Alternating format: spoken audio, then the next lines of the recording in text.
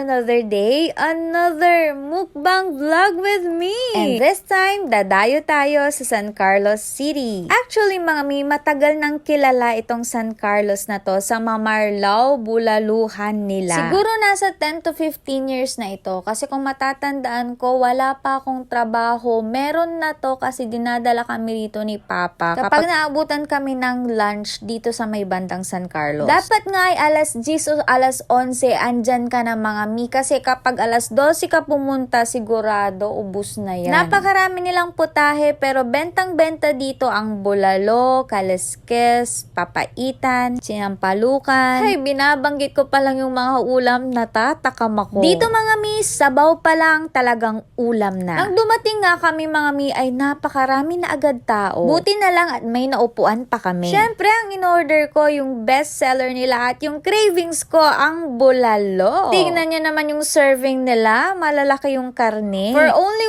120 pesos ata to mga mi. Napakarami na at sulit na sulit mo na. So ano pa nga ba mga mi? E di higop na tayo ng sabaw. Ano pa inaantay? Tara, kain tayo. Ay grabe ba sa lambot? Kasi yung laman humihiwalay na sa buto. Antulaya, makapailol mga mi. For the first bite, ang first one, grabe. Kita niyo yun, sobrang lambot. Anli sabaw din dyan mga mi, kaya mapaparami ka talaga ng rice. Tignan nyo to mga mi, oh grabe, sobrang lambot. Tas yung karne ang sarap. Perfect na perfect to sa maulan na panahon mga mi. So tara, enjoy natin tong pagkain natin ng bulalo. Hay, anong oras mo kaya to napapanood mi? Sana di ka gaanong matakam ha. Tapos i-partner mo pang napakalamig na Coke, ay perfect combo talaga yan. Ibang klase talaga dito ang timpla nila mga mi, kasi talaga namang binabalik-balikan. At saka willing to wait ang mga person. At kahit malayo ang parking area, for dalakad sila, makakain lang dito, diba? Ay wow, grabe, ang sarap nun, may sili. Grabe, nakailang subo na ako, pero ang dami ko pang karne ha. Grabe, napaka-generous sa karne. At talaga din namang lumalaban tayo sa sili ha. Akala mo naman yan tapang. Isa pang gusto kong ino-order dito ay yung kanilang kaliskis. Very malasa ang sabaw, malinamnam. Ay grabe, mabubusolve ka talaga. Kasama ko pala neto si boyfriend at si Erlyn. At syempre, pare-pares kami ng in-order. Ang totoo rin yan, wala nang kaliskis, kaya hindi ko nasama sa vlog. Hay, sayang. Pero kung makabalik man kami ulit dito, ay titikman natin yung iba't iba nilang putahe at sama natin sa vlog. O diba, napaka-demure kumain itong kapatid ko. O ayan, basta kung magawi kayong San Carlos, malapit lang to sa Sepnas, yung intersection doon. Tapos aga-agahan nyo kung lunch kayo pupunta, kasi mabilis talaga maubos ang kanilang pagkain. Tignan nyo naman, napakaraming tao, dinadagsa talaga. Kaya kung gusto nyo rin makatikim ng luto nila, tara na dito sa Mamarlao, Bulaluhan. And note, very jolly ang boss nila. So for the go na kayo dito. Yun lang for today's video. Bye!